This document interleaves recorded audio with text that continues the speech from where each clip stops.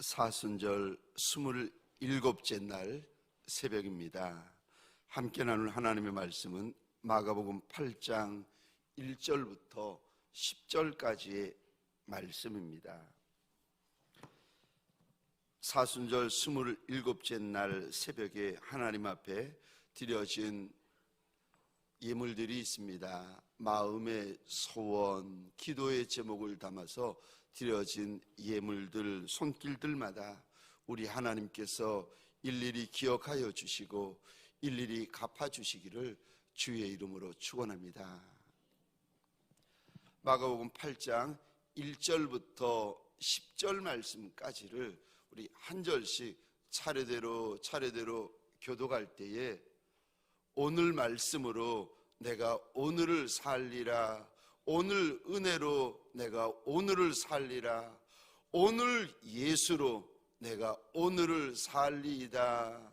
하나님 앞에서 우리 마음의 새로운 작정을 하면서 한 절씩 차례대로 교독하겠습니다. 제가 1절 말씀을 먼저 읽겠습니다. 그 무렵에 또 큰 무리가 있어 먹을 것이 없는지라 예수께서 제자들을 불러 이르시되 내가 무리를 불쌍히 여기노라. 그들이 나와 함께 있은지 이미 사흘이 지났으나 먹을 것이 없도다.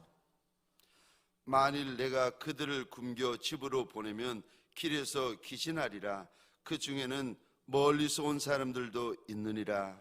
제자들이 대답하되 이 광야 어디서 떡을 얻어 이 사람들로 배부르게 할 수 있으리이까? 예수께서 물으시되 너희에게 떡 몇 개나 있느냐? 이르되 7 이로소이다 하거늘 예수께서 무리를 명하여 땅에 앉게 하시고 떡 7개를 가지사 축사하시고 떼어 제자들에게 주어 나누어 주게 하시니 제자들이 무리에게 나누어 주더라.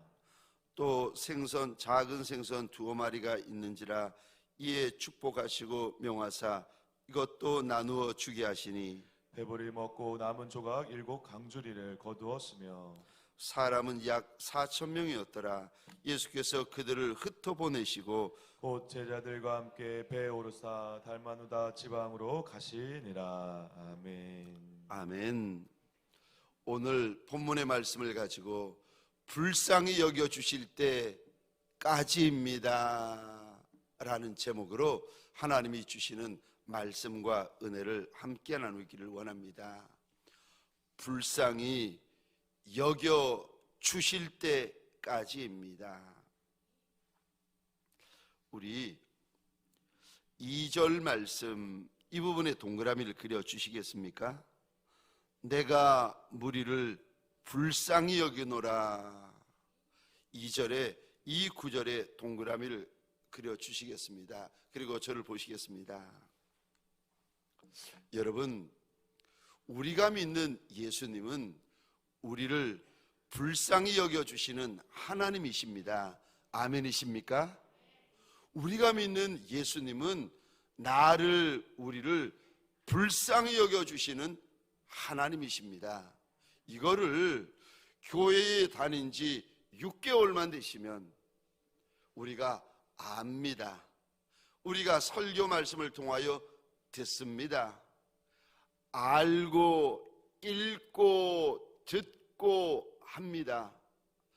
예수님은 우리를 불쌍히 여겨주시는 하나님이시다.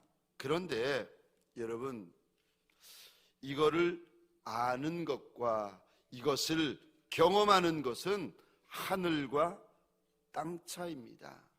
6개월이면 아는 이 사실을 평생 예수 믿어도 경험해 본 적이 없는 분들이 계십니다. 내가 무리를 불쌍히 여기노라. 우리 주님께서 주님이 어떤 분이신지를 제자들과 저와 여러분들에게 말씀을 하시는데 이거를 지식적으로만 알고 머리로만 아는 이들이 많이 있어요. 6개월만 지나면 다 압니다. 그런데 다 아는 것과 다 경험하는 것과는 하늘과 땅 차이입니다. 저와 여러분들에게 소원합니다. 사순절 27째 날 새벽에 예수는 날 불쌍히 여겨주시는 하나님이시라, 이것을 아는 성도, 아는 직분자일 뿐만 아니라 예수는 나를 불쌍히 여겨주시는 하나님이라, 이거를 경험하는 성도, 경험하는 직분자들이 되어지시기를 주의 이름으로 축원합니다.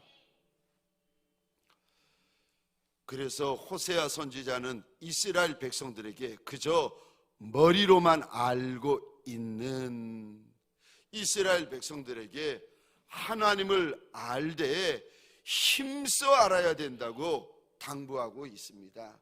여러분, 머리로 알고 있는 것은요, 소용없습니다. 머리로 알고 있는 것은 껍데기 성도, 껍데기 직분자, 껍데기 목회자만 만들 뿐이에요. 내 인생이 광야에 이르르면은 머리로 아는 것은 소용없습니다. 내 손에 떡이 없어지고 나면은 예수를 머리로만 아는 지식은요, 아무런 소용이 없습니다. 그때가 되면 오늘 본문에 광야에 이르렀는데 세상에 떡이 없는 거예요. 광야에 머문 지 3일이나 되고 나니까 이제 떡이 없고 나니까 예수가 우리를 불쌍히 여기신다, 이 지식이 떡 앞에는 소용이 없는 거예요. 여러분, 떡 앞에 장사 없다는 말 들어보셨죠? 예.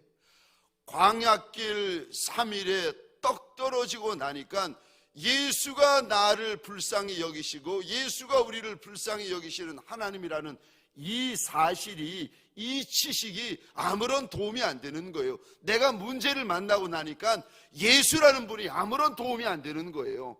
내 가정에 떡 떨어지고, 우리 가정에 떡 떨어지고, 내 사업장에 떡 떨어지고 나니까, 나한테 떡 떨어지고 나니까, 떡이고 생선이고 없어지고 나니까 예수 믿는 것이, 예수 믿는 믿음이 나한테 아무런 유익이 안 되는 겁니다. 저와 여러분들에게 소원합니다. 예수가 우리를 불쌍히 여기신 하나님이신 것을 아는 성도, 아는 직분자가 아니라 경험하는 성도, 경험하는 직분자, 경험하는 목회자가 되어지시기를 주의 이름으로 축원합니다. 그러고 나면은요, 광야를 만났는데 눈 하나 깜빡이지 않습니다.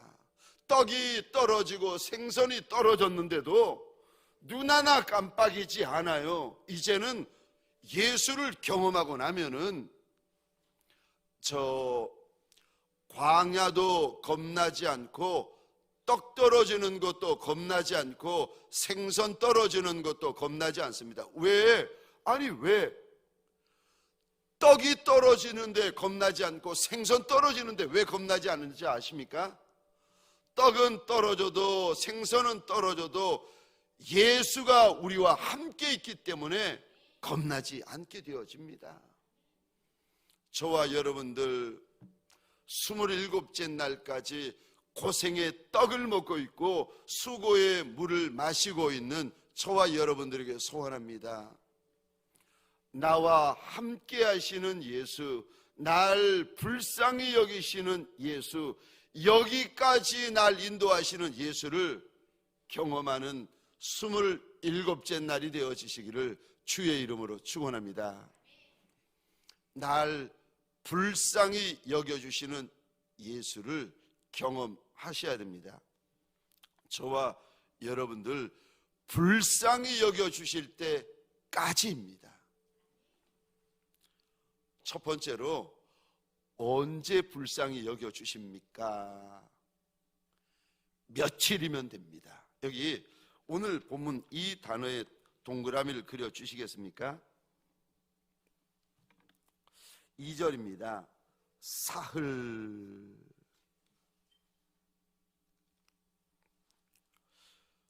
이 절에 사흘이라는 단어에 동그라미를 그려주시기 바랍니다. 질문입니다. 지금 4,000명이 떡이 떨어지고 생선이 떨어졌는데, 질문입니다. 우리 예수님께서 2절에 보면은 내가 이 무리를 불쌍히 여기노라 말씀하시고 저 떡 7개 가지고 4,000명을 먹이고 배불리우시고 7광주리를 남기십니다. 생선 2개를 가지고 이 큰 일을 하십니다. 그럼 질문입니다. 예수님이 이 무리를 불쌍히 여겨주고 계시는데 이 일이 첫날에 있습니까? 사흘째 되던 날이 있습니까? 사흘째 되던 날.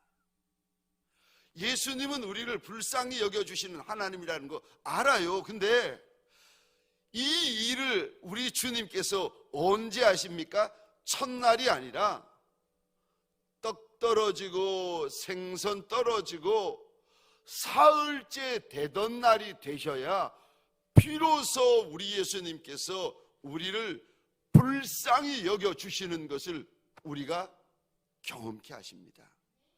저 2000년 전 4,000명이나 되는 무리들은요, 사흘째 되던 날 예수님이 우리를 불쌍히 여겨주시는 것을 경험했습니다. 이들은 사흘째 만에 경험합니다. 근데 어떤 이들은 사흘째 만에 경험하고, 어떤 이들은 나흘째 만에 경험하고, 어떤 이는 열흘째 만에 경험하고, 어떤 이는 30일 만에 경험하고, 어떤 이는요 40일 만에 예수가 날 경험하는 것을, 불쌍히 여겨주시는 것을 경험하기 시작합니다.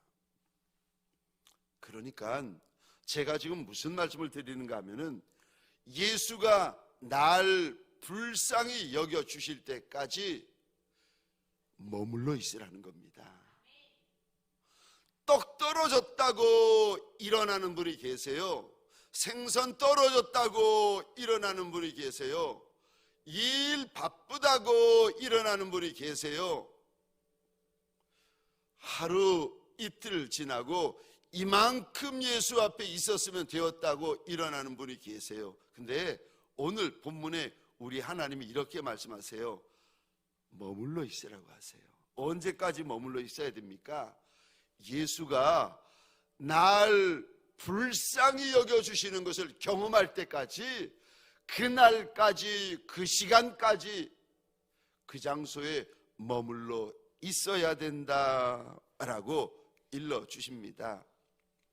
끝까지 머물러 있으라고 하십니다. 떡이 없어도 일어나지 말고, 생선이 없어도 일어나지 말고, 주님 앞에 일어나지 말고 떠나지 말고 머물러 있어야 된다. 왜요? 주님이 약속을 주세요. 2절이요. 내가 무리를 불쌍히 여기노라. 이거 압니다. 그런데 주님이 정말 불쌍히 여겨주실 때까지 떠나지 말고 계속 머무르고 끝까지 머물러 있어야 됩니다. 여러분, 저 떡 7개, 생선 2마리를 가지고 4천여 명이나 되는 무리들을 먹이시고 배불리우시고 7광주리를 남기는 일인데, 이 큰 역사를 주님께서 일으키시는데, 첫날 왔다가 가신 분들은요 못 봐요. 둘째 날 왔다 가시는 분은 못 봐요. 셋째 날, 사흘째까지 주님 앞에 머물고 있으니까 주님께서 그제서야 이들 앞에서 떡과 생선을 가지고 먹이시고 배불리우시고 남기는 역사가 일어납니다. 언제까지요? 주님께서 역사를 행하실 때까지 머물러 있으라고 하십니다. 주님이 우리를 불쌍히 여겨주시는 주님이시니까 불쌍히 여겨주실 때까지 떠나면 안 된다고 말씀하세요. 머물러 있으라고 말씀하십니다. 그날이 사흘이라고 말씀하세요. 네, 여기 사흘이라는 말은 긴 날이 아니라는 겁니다. 며칠이면 된다는 거예요. 며칠이면 주님이 불쌍히 여겨주시는데 그 며칠을 못 기다려요. 여러분, 성질 급한 사람은요, 자기 머리를 이게 냉장고 문을 열고 반찬통을 찾잖아요. 그런데 반찬통을 찾다가 냉장고 문을 닫아버려요. 트렁크, 자동차 트렁크 문을 열고 저 물건을 꺼내잖아요. 그러면은 물건을 찾다가 머리를 끄집어내고 트렁크 문을 닫아야 되잖아요. 아니요. 물건을 찾다가 성질이 급하신 분들은요, 차 트렁크를 닫아버려요. 그러니 여러분 얼마나 아프겠습니까? 이런 사람 있을까? 있어요. 혹시 아십니까? 주영훈 씨라고. 이야, 그분이 간증을 하시더라고요. 자기가 성질이 얼마나 급한지 냉장고에 머리는 들어가서 반찬통을 닫고 있는데 손은 냉장고 문을 닫아버리는 거예요. 아니, 트렁크 문을 열어놓고 물건을 찾고 있는데 손은 급해가지고 머리 위에 트렁크 문을 닫아버리는 거예요. 그래가지고 막 비명을 지르고, 머리가 비명을 지르고, 손은 미안했다고, 잘못했다고 용서를 구하고 있고, 이런 일이 한두 번이 아니라는 거예요. 자기 성질이 너무 급하다는 겁니다. 여러분, 머물러 있으라고 말씀하십니다. 주님께서 이런 말씀을 하세요. 내가 약속한 성령이 임하기까지 너희가 예루살렘을 떠나지 말고 머물러 있어라. 머물러 있으라고 우리 주님께서 일러주십니다. 여러분, 머물러 있으면은요, 주님이 이렇게 말씀하실 때가 있습니다. 오늘 본문 밑줄 그어 주시겠습니까? 9절입니다. 예수께서 그들을 흩어보내시고, 이젠 가라고 말씀하실 날이 있어요. 이제 됐으니까 일어나라고 말씀하시는 시간이 있습니다. 그날 그 시간까지는요, 머물러 계셔야 됩니다.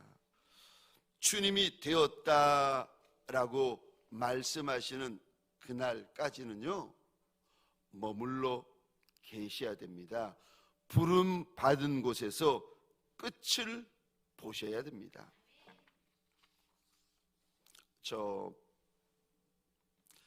열왕기하 4장에 보시면 수넴 여인이 하나님의 은혜로 이 여인에게 아들이 생깁니다. 그 아이의 아비와 그 아이의 늙은 어미가 얼마나 기뻤겠습니까? 그런데 이 아이가 자라나다가 어린 나이에 그만 열사병에 걸려서 갑자기 죽습니다. 그랬더니 이 수넴 여인이 죽은 어린 아이를 엘리사가 머무던 저 다락방에 고이 눕혀놓고는 먼 길을, 수넴에서부터 갈멜산까지 그 먼 길을 쉬지 않고 하루 만에 달려갑니다. 그리고는요, 달려가서 엘리사 선지자의 발등상을 꼭 붙잡으니까 옆에 있던 좋은 게하시가 놀라가지고 여인을 밀쳐내는데 놓아주라는 거예요. 그리고 나중에서야 수넴 여인에게 무슨 일이 일어난지를 듣고 엘리사가 좋은 게하시에게 자기 지팡이를 주면서 그 아이 위에 지팡이를 얹어 놓으라고 합니다. 그랬더니 이 여인이 이런 말을 합니다. 여호와의 살아계심과 당신의 영의 살아있음을 두고 내 맹세하는데 절대로 당신을 떠나지 않겠습니다. 그 말을 했더니 엘리사가 그제서야 몸을 일으키고 이 여인과 함께 갑니다. 그리고는 죽은 아이를 살립니다. 듣도 보도 못한 은혜, 듣도 보도 못한 역사가 일어날 때요, 무엇이 있는 줄 아십니까? 머물러 있는 거요. 떠나지 않는 거요. 언제까지요?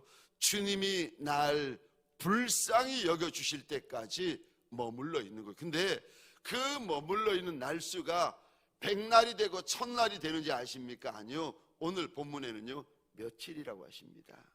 사랑하는 성도님들에게 소원합니다. 이 며칠을 머물러 계시는 저와 여러분들이 되시기를 주의 이름으로 축원합니다.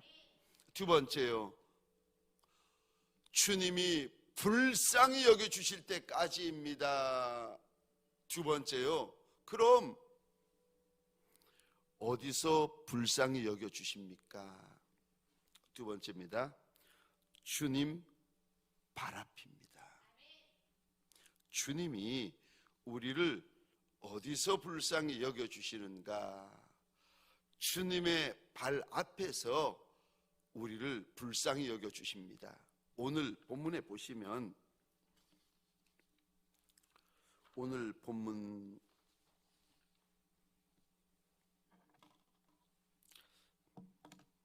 이 단어의 동그라미를 그려주시겠습니까? 4절입니다. 광야.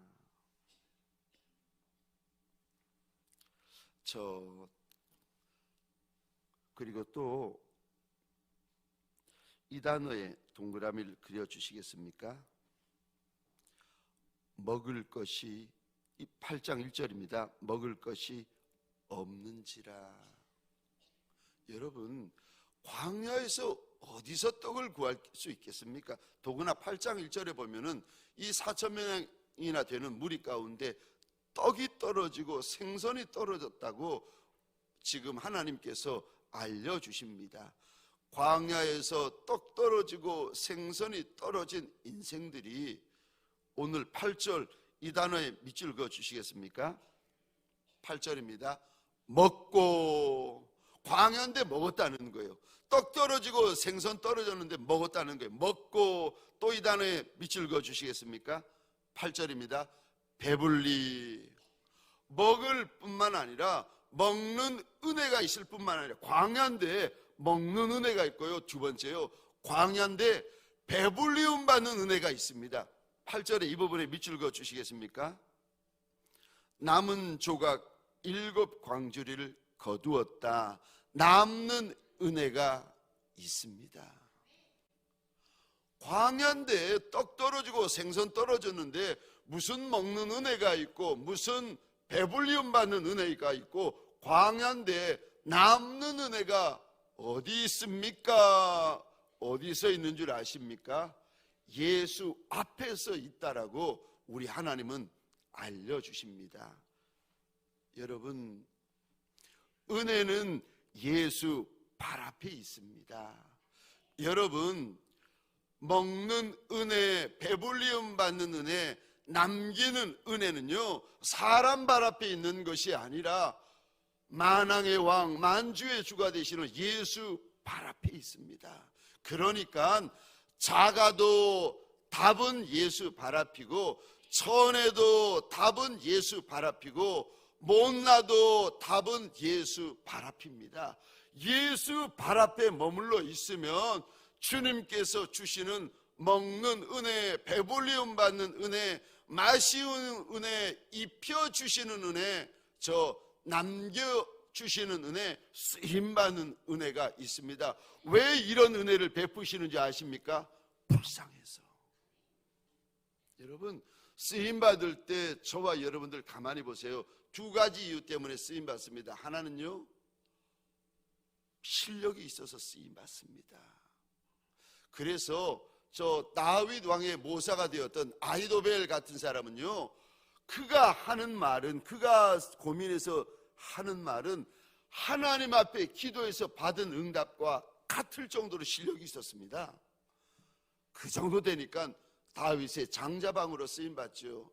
실력이 있어서 쓰임받는 인생이고, 또 쓰임받는 인생은요, 하나님이 불쌍히 여겨주시면은요 쓰임받습니다. 어제 대구에서 목회하는 후배 목사님이 영상을 하나 보내주시는 거예요. 목사님, 이 영상 보시라고. 자기는 이 영상을 보고 그렇게 울었다는 거예요. 그 내용이 뭐냐면은, 브래드 레드라는 호주의 빙상 선수가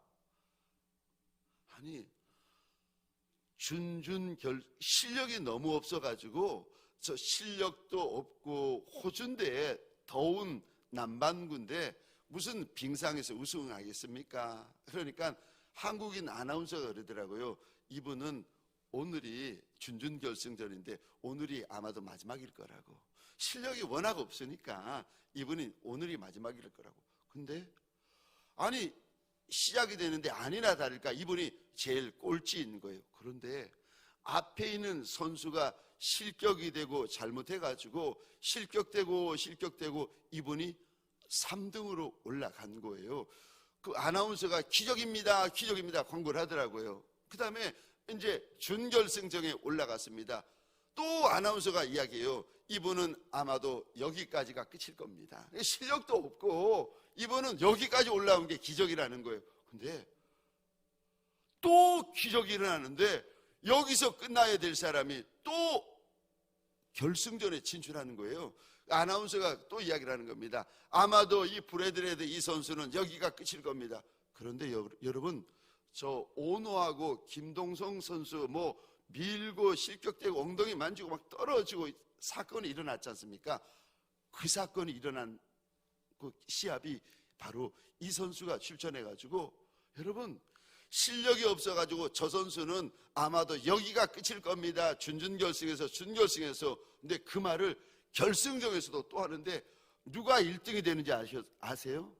브래드레드 그 호주 그 선수가 거기서 1등이 되는 거예요. 그 모습을 영상을 보여주면서 이 후배 목사님이 그렇게 우는 거예요.